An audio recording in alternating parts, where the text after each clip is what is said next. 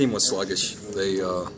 So first two-a-day after the end of week one, morning practice, not defiant but sluggish, and the realization that there's 19 more days until we play, and they're in two-a-days looked to me like it had an effect on them. Execution was about the same. We just played slower this morning. So that was the quick summary. Any other impressions after the scrimmage? I think our team is more athletic and deeper than what I've noticed. Just more players playing faster, capability-wise, than what I've seen. We have enough running backs. We have enough receivers, like our quarterbacks, and so the skill players, in particular, offensively, the depth is what showed up to me. I think our kicking game is improving, and defensively, the execution is just getting better and better. Bronco, Robert and I didn't seem too pleased with the performance of the offensive line in particular today. Will you comment on the offensive line? Yeah, the offensive line, usually there's a direct correlation between the bigger and more weight you're carrying and the fatigue, and then the reality of there's still 19 more days till we play, and they're in two-a-days. So I think that took its biggest toll on them in terms of not being as physical, not being as sharp, not hustling to the ball, and pushing the tempo as quickly as we had been. So I think that's where it showed up the most, which then kind of affected the outcome of just the entire day. Any update on Edward Fusi at this point? 3 of the 4 tests taken. So one more test, and then hopefully we'll have him out soon. And I think that test was scheduled for today. You brought in a lot of new offensive linemen, of course. Have they shown what you hoped to get from them to this point? 2 in particular. Brandon Kersley and DeAndre Wesley. Those 2, I think, are head and shoulders above the rest in terms of performance to this point.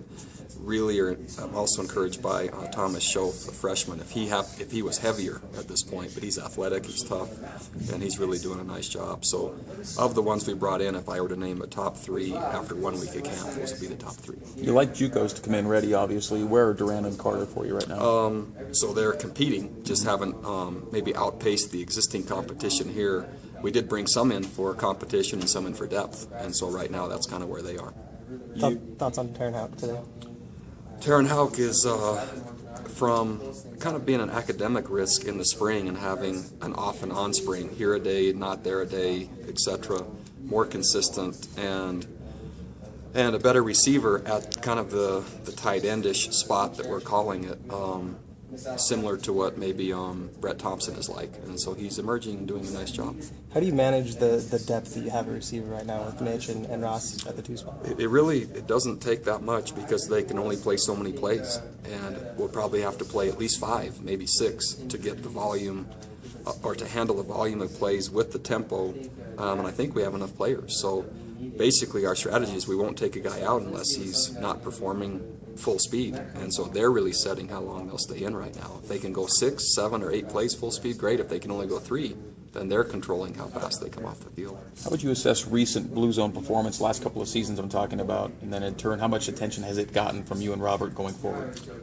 Man, when Robert was here before, we were dynamic in the Blue Zone, very hard to stop. Defensively, last year we led the nation in Blue Zone. We realized how that leads to scoring, and so we practice it. We start each day after a few individual periods with Blue Zone, so it'll remain like that, I think, because both of us feel passionate about how that could affect our season.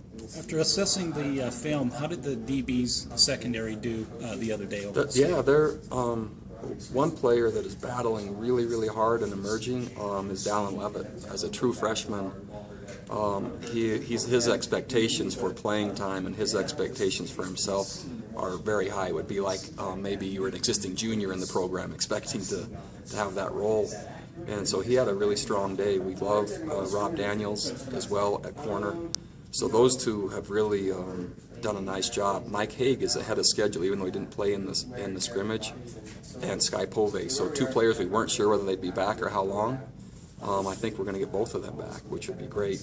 Other than that, I think more depth still. I think Rob Daniel could possibly start at boundary corner. However, if he could also spell Jordan Johnson at field corner, I think, that's a big help.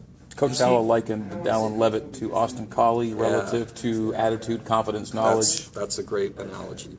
Different body type, but very similar demeanor. Has Dallin Levitt or Robertson Daniel kind of emerged as that potential starting boundary corner? If we were to say today, it'd be Rob Daniel. Dallin then would be either the next guy in or possibly the nickel. And so if there is a difference, it's not much. Rob has a little bit better top end speed, would be maybe the only difference at this point. How are you handling Spencer Hadley in camp right now?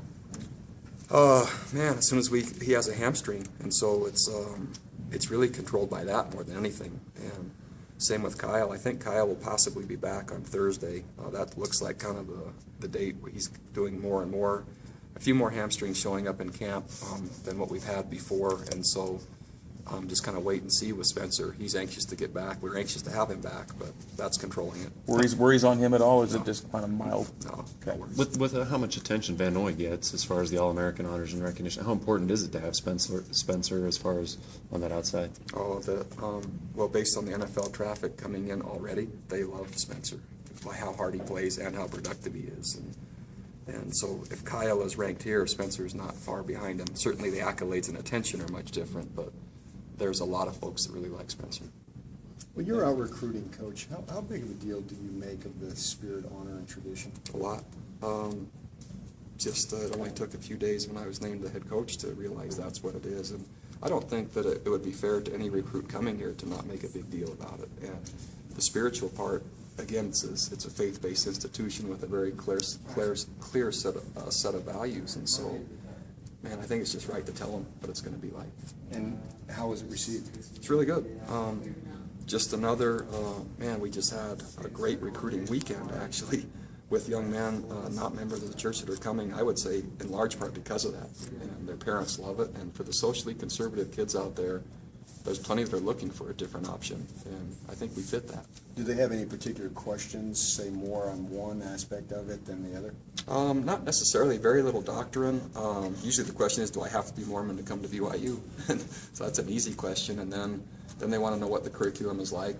But almost every family is so impressed by how clean the campus is, then how friendly the students are, the lack of profanity that they hear, and the different environment. And so parents usually are sold before the prospect. When it comes to recruiting, is differentiation among your strongest assets? Oh, yeah. I mean, we have a very specific and unique, I would say the only unique place in the market like we have. And so to diminish that, I don't think would make much sense. So we highlighted it every way possible. Have you highlighted it even more as time has gone by? I think so, for the simple fact that, man, when you have the right young people coming that actually want to be here and fit and belong here, the program just goes so much faster, and the energy and or lack of distractions for those that maybe I didn't evaluate correctly or misevaluated in some capacity, that just slows everything down, and it's not as much fun. What was your reaction to Ziggy's NFL debut?